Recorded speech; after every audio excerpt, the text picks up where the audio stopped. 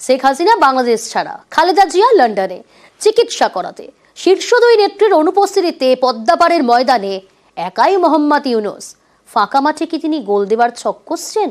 প্রশ্ন নানা মহলে।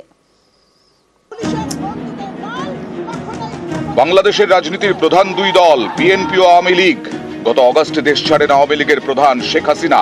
এবার চিকিৎসার জন্য লন্ডনে উড়ে গেলেন বিএনপি চেয়ারপারসন খালেদা জিয়া। অর্থাৎ বাংলাদেশ যতই অস্থির হোক, পদ্মাপাড়ের রাজনীতির ময়দান ফাঁকা।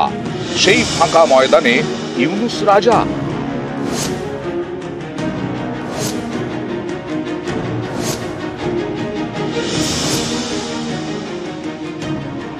একটা জায়গায় আমরা মাইনাস করতে চাই, যারা জুলাই আগস্টের খুনে জড়িত ছিল তাদের এই দেশের কোনো পলিটিক্স করার কোনো রাইট নেই।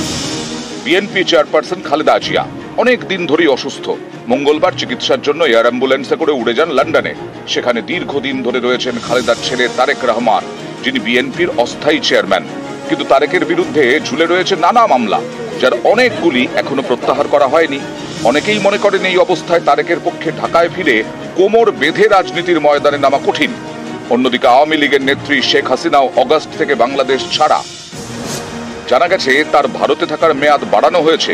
উল্টো দিকে হাসিনার পাসপোর্ট বাতিল করে দিয়েছে বাংলাদেশের অভিবাসন ও পাসপোর্ট দফতর।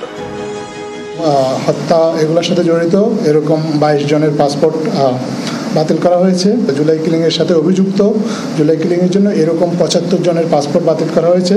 এর মধ্যে আমাদের সাবেক প্রধানমন্ত্রী শেখ হাসিনাও রয়েছে। অর্থাৎ হাসিনা কবে বাংলাদেশে ফিরতে পারবেন তারও কোনো নিশ্চয়তা নেই। এর মানে ঢাকার রাজনীতির ময়দান এখন ফাঁকা। সেই ময়দানে একাই ইউনূস। ফাঁকা মাঠেই কি তিনি গোল করতে চাইছেন?